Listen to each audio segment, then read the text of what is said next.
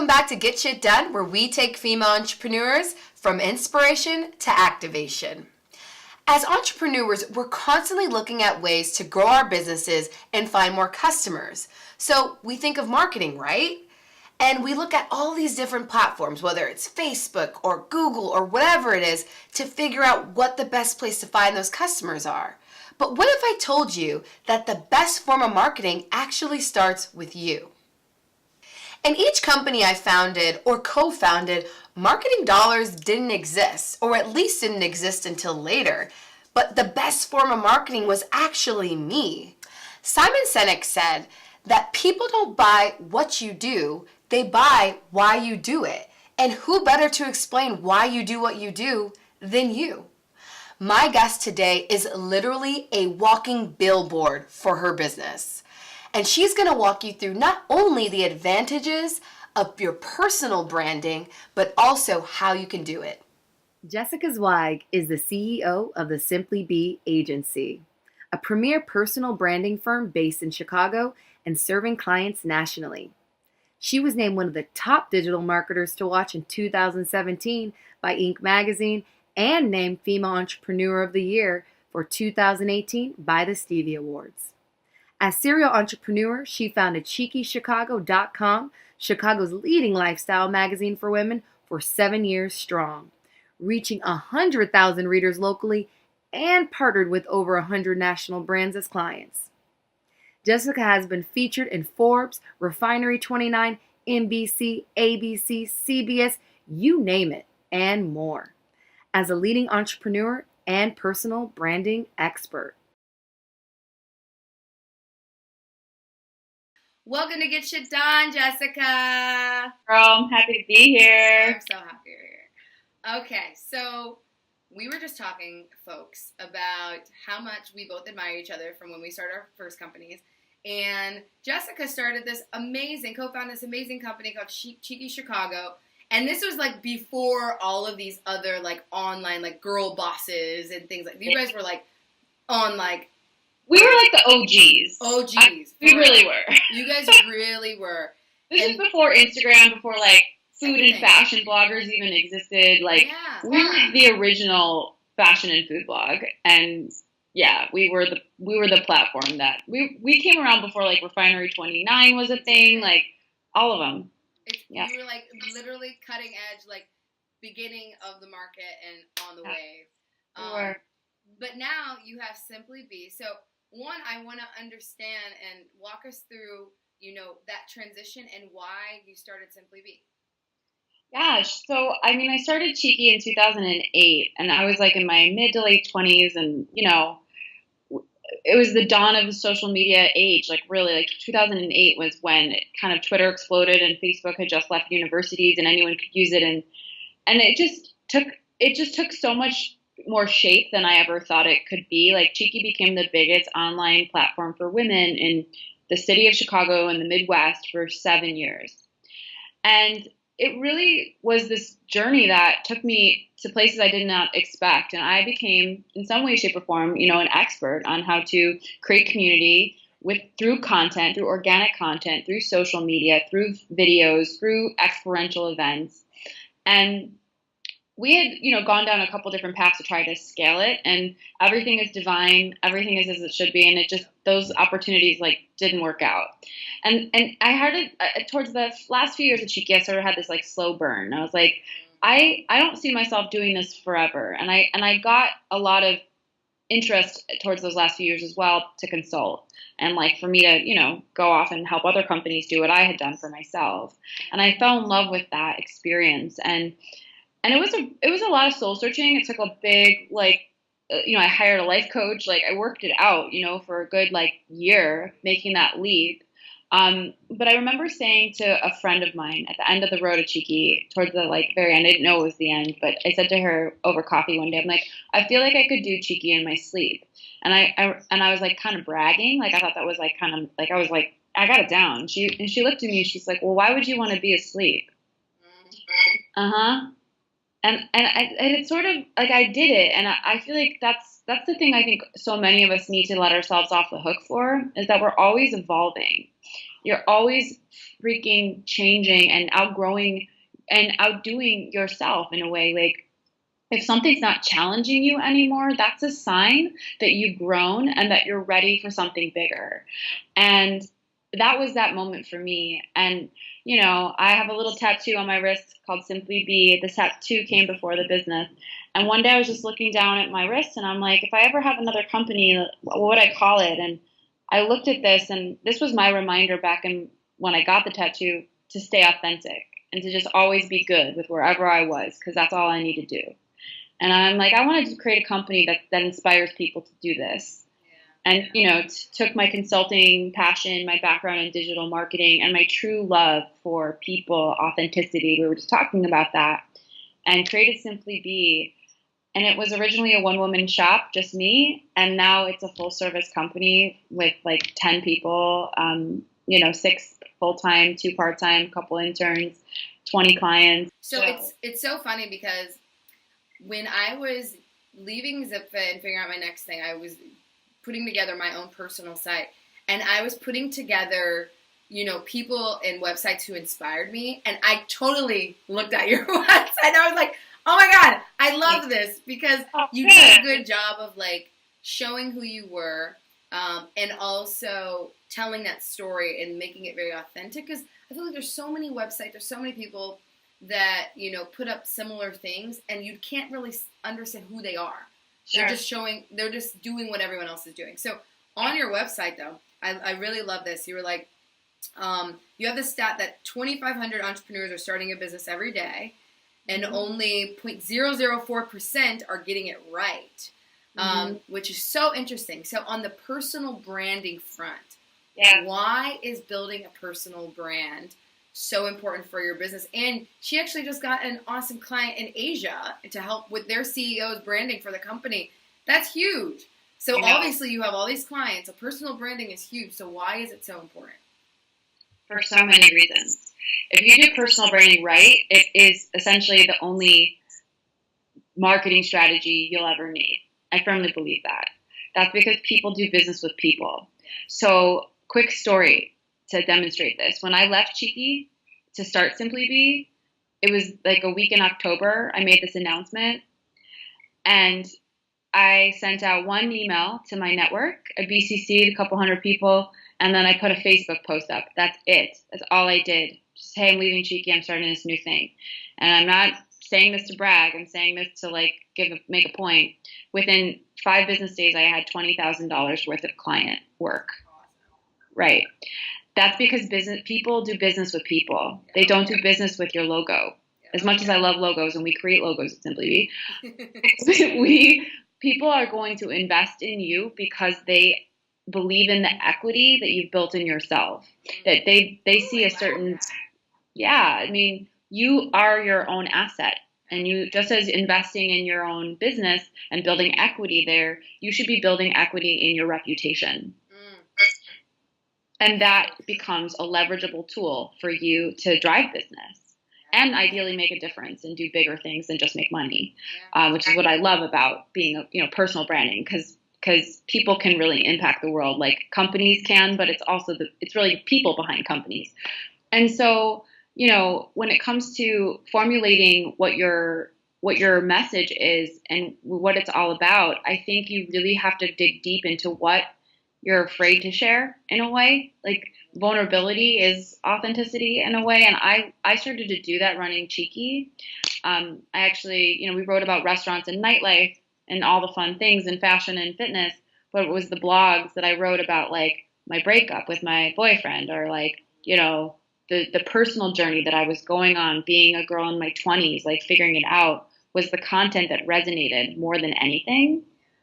And that was really informative data for me. And even though it was scary, I was like, this isn't about me. Like, I'm helping people. Like, there are other girls out there who read my blog that are going through horrible breakups. And if they can read my blog and feel seen and feel less alone and like uplifted for a moment, then like, then I've done my job. And so I really got conditioned to putting myself out there very, very fully and transparently as like a strategy, but also from a deep place of service. And that has become the way that we coach and lead our clients, in addition to positioning yourself as the expert that has got accolades, that, you know, is the CEO of a company for a good reason, but they're also real and they're human and they have flaws and fears and mistakes they've made too. And so painting a full picture, I think, makes you so enigmatic online. And people want to get to know you and trust you and create a relationship with you without you ever having to talk to them directly, which is, you know, what you want your marketing to do. And no, there's no better strategy than personal branding to do that. So you might be director of marketing at Heineken right now, but you probably won't be director of marketing at Heineken for the next 20 years. You will be maybe for the next 4, 5, 3, 10 years, but you're always going to be you. And that was, again, my aha on personal brand. When I left Cheeky, I was like, I was the cheeky girl for 7 years. When I left to start SimplyBe, I got all those clients right away because I had established Jessica. Like, I will always be Jessica till the day that I die. I won't run SimplyBe forever, but I'll be Jessica forever. And that's the mindset shift that you really got to start thinking about, which is why personal branding, I say this all the time, is a long game. Like, it's not a short game. You know, you've really got to stay consistent and invest and know that your brand is going to evolve. But taking steps every day to put your value out there and to grow your own audience, to grow your own thought leadership and increase your reputation is a lifelong, you know, investment. But it pays you back. Like, it opens doors. It is such a powerful asset to have. You are your competitive advantage. Yeah. And Yeah. ever since I heard that, I was just like, yes. And even without noticing it, when I was in college, I was like, okay, I'm not going to be the smartest person here, and I don't care to be the smartest person here, but what I'm going to do is pave my own way using my strengths and my assets. And my assets were, one, I'm good at connecting with people, I'm good at doing X, Y, and Z, and then being able to pave my way in that regard.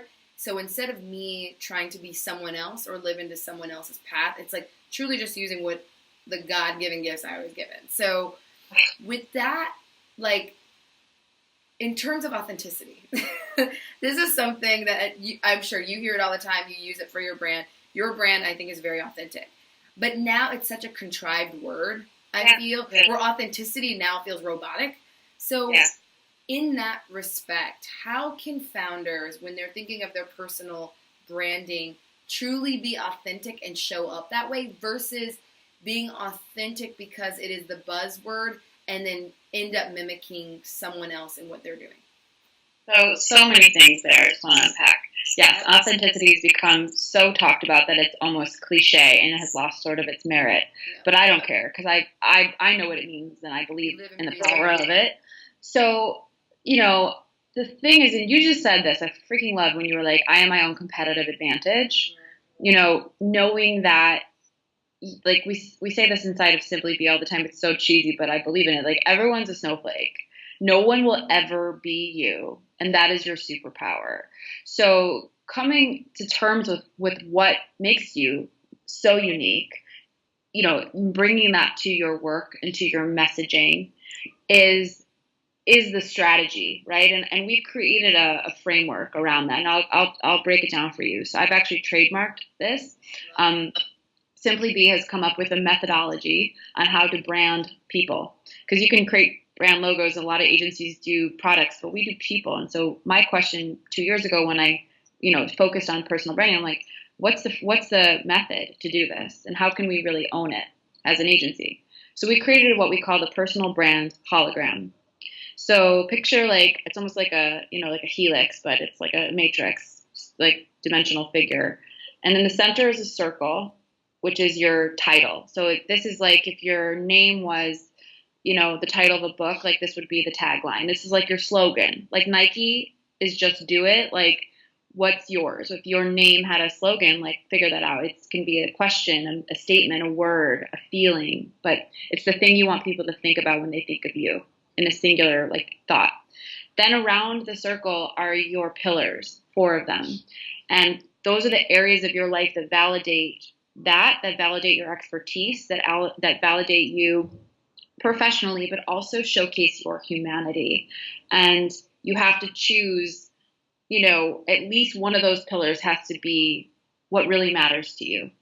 Is it spirit? Is it family? Is it, connection to a cause? Like whatever it is that has nothing to do with your business, but is only about you, that makes you unique. And then that serves as the foundation of all of your messaging, like all of it. And that's the foundation of your brand positioning, all of your copy, your voice, like that. It stems from the hologram. And the thing to aim for, and this is something that a compliment that I got. You just said this, like how can founders like stay true, right? Like how do they really bring themselves to their work in a way that's real?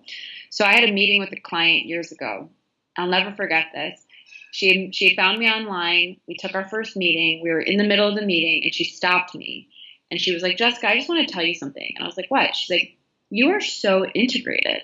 I had no idea what she meant. I was like, integrated? Thank you. Thanks. I feel like I'm like, I'm not really sure how to take that. She said, who you are on the internet is who I meet in person. And if I met you in person and when I looked you up online, it would be the same. She's like, you're so integrated. And I thought that to this day is the best compliment I've ever received. That's the aim. That's when you know you're being authentic, because there is this idea of like social media being your highlight reel of your life. You're not going to show your shit on social, but to be open enough to do that actually to a point through copy, through some form of media that shows the messy, because not overzealously, like not all over the top, because that's not what it's for, but to bring your whole self to your work and to the people you work with in the flesh, as well as to the internet. If you can do that, you will be integrated. And I think that is the biggest distinguishing factor. Because you meet people that you like love online, and you meet them in person and you're like disappointed. Yeah. You're like, damn, I wish you were as cool as I thought you were. If we don't take care of ourselves, it doesn't matter. But it's being real with people and saying, you know what, I'm going to show you the cool things I'm doing, let's say, when I'm in Paris. But also, I'm going to be like, you know what, I sucked at this. And that's what I find the most engaging. The people I like to follow, I actually don't really follow a lot of celebrities on Instagram. Yeah. Because I find like a lot of them have people running their Instagrams for them. So it's very much so like, okay, this is, not much of a story that I'm connecting with. The ones I love, like a Chrissy Teigen, I love Chris. Hands down. Like, drop the mic. Like, yes. Love her so much. Bad and ugly. She's just like perfection when it comes to personal branding. You can love her or hate her, but she's her. Doesn't matter.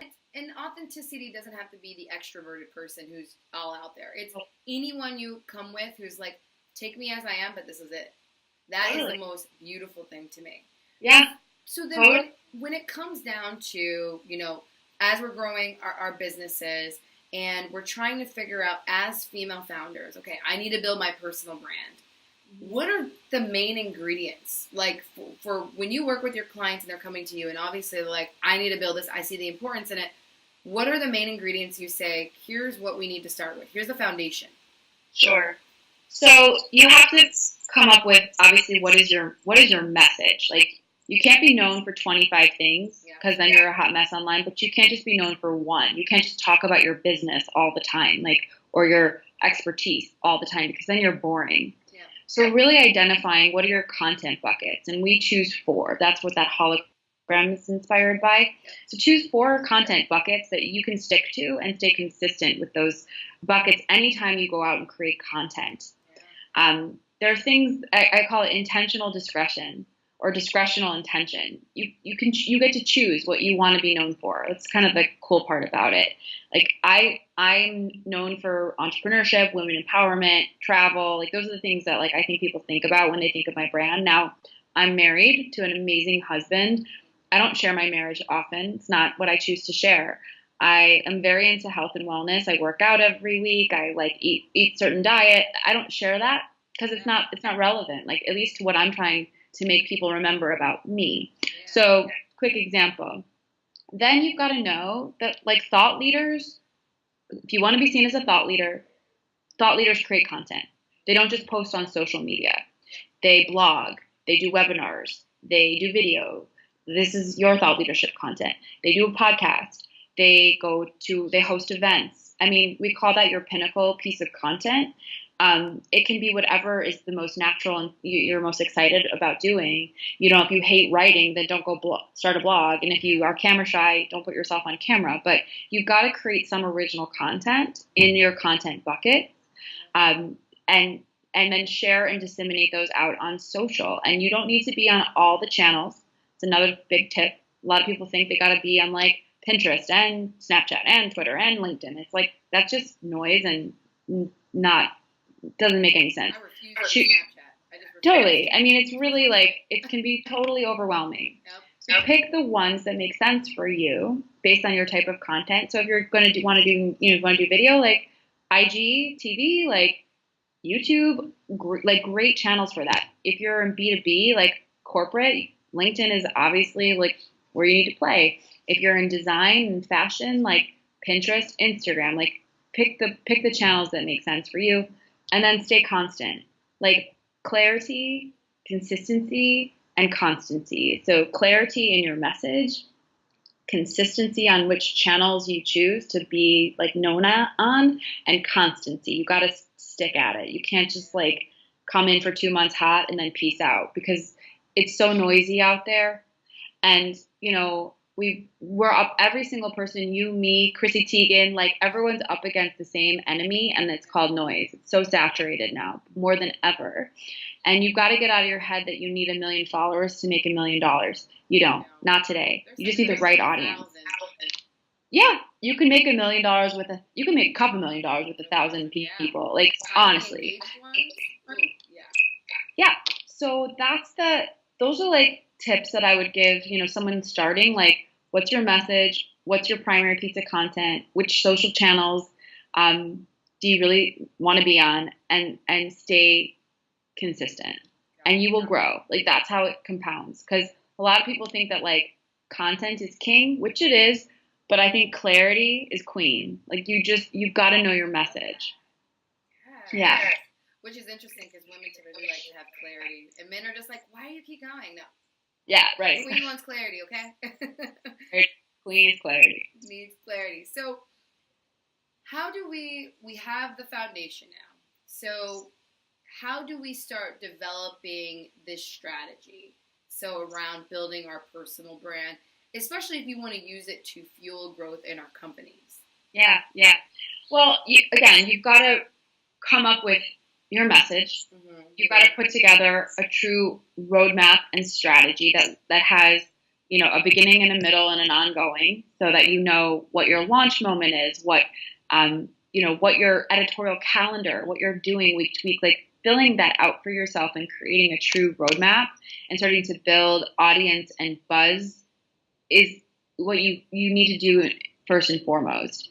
Crafting your messaging is a huge part of that. So if you want to be known as the CEO expert of your company and get that kind of awareness, and that's the stuff you got to be talking about. And you got to really be bringing your thought leadership to it. Like thought leaders, they think differently than most people do. They bring value and perspective that others don't have.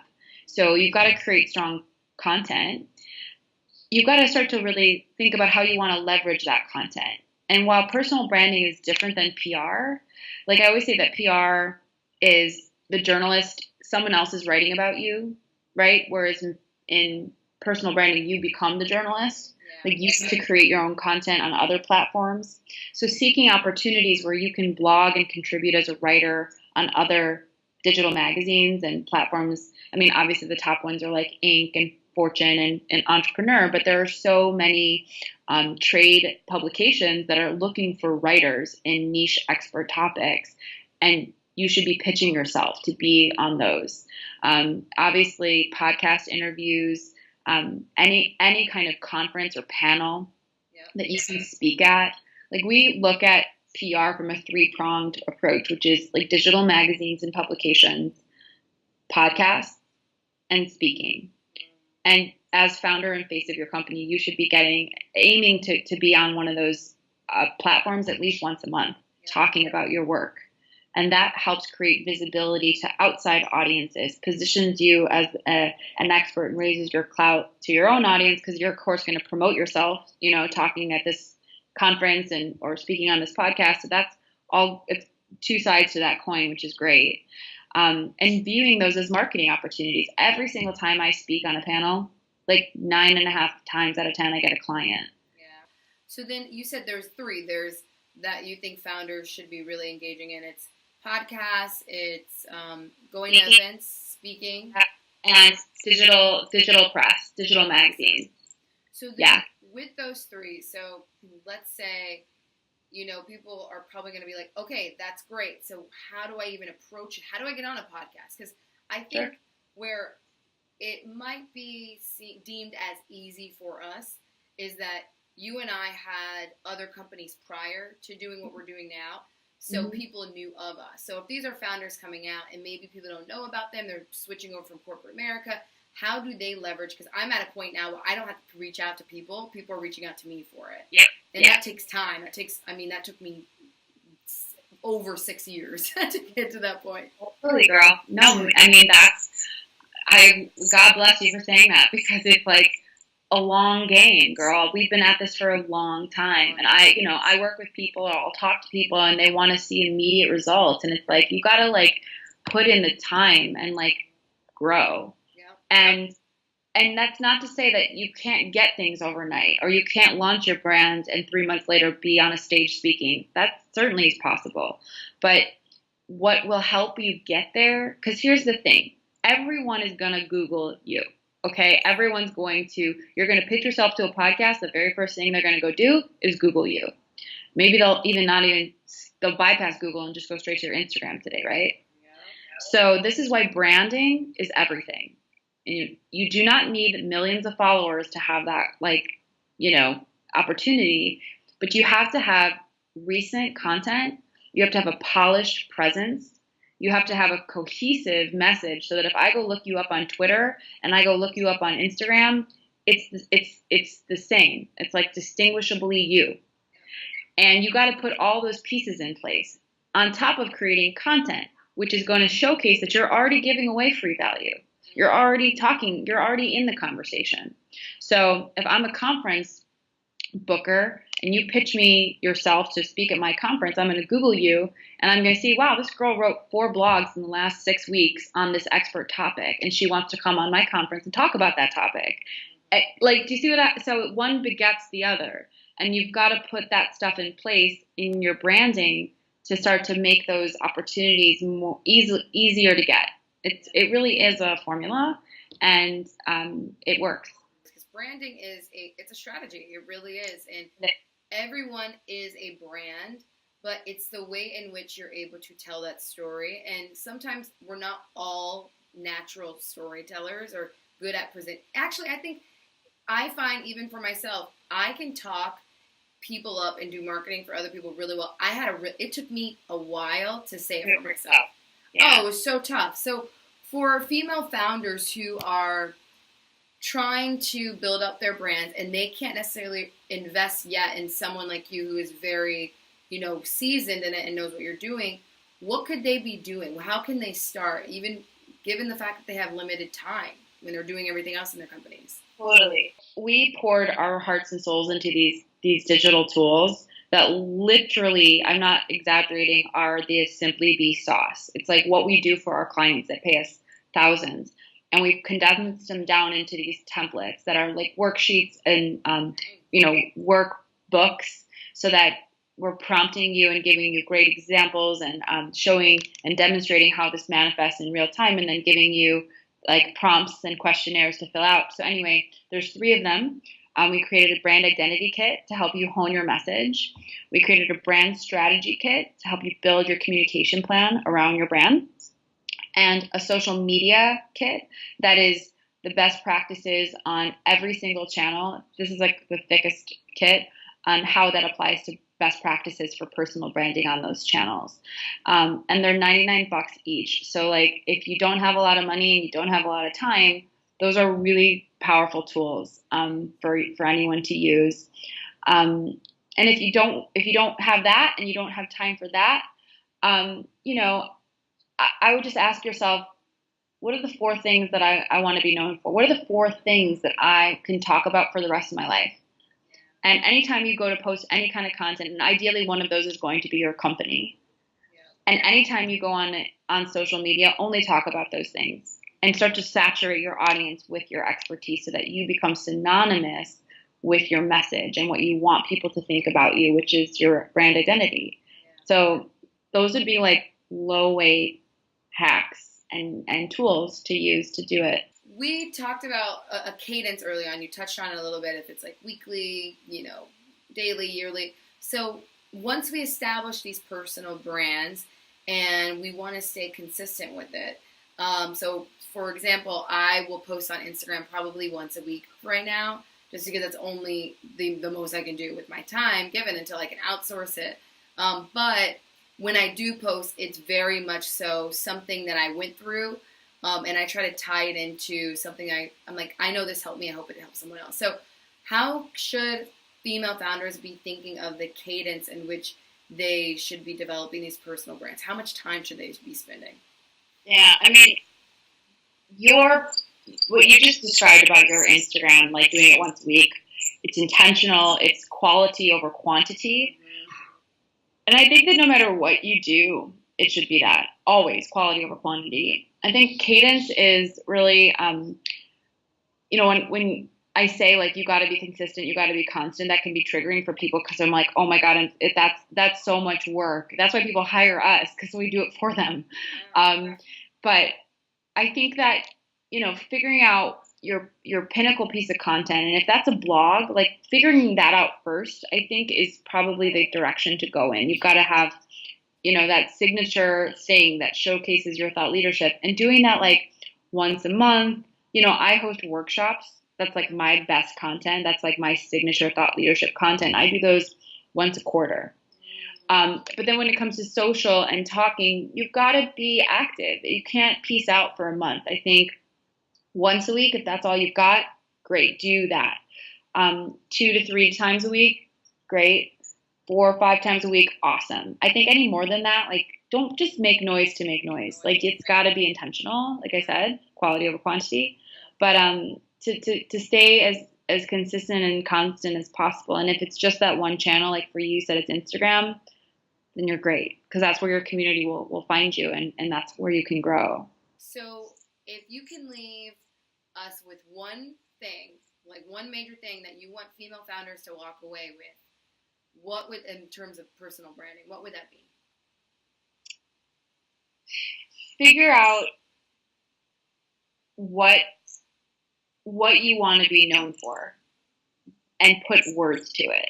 Create a brainstorm with yourself and do a word doodle and find the words that really resonate with you, and identify your message. And as a founder, it's critical for you to externalize that message for your public to help foster growth around your company from that angle, but then live that internally and be your brand to your people, because your people are what's going to help you scale your company at the end of the day. And you as founder have a responsibility to live and breathe that authentically. And you're always on. If you're CEO, everyone's looking at you, even when you don't realize it. So you've really got to know what you want to be known for. You get to choose that. It's actually really empowering to think about. I love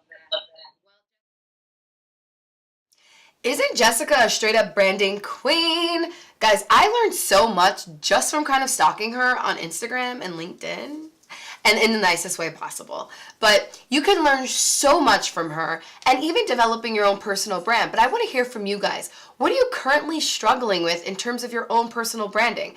Leave a comment below and let us know so we can answer those questions. In the meantime, if you like this video, make sure to give it a thumbs up. And if you want to continue getting great tips from other badass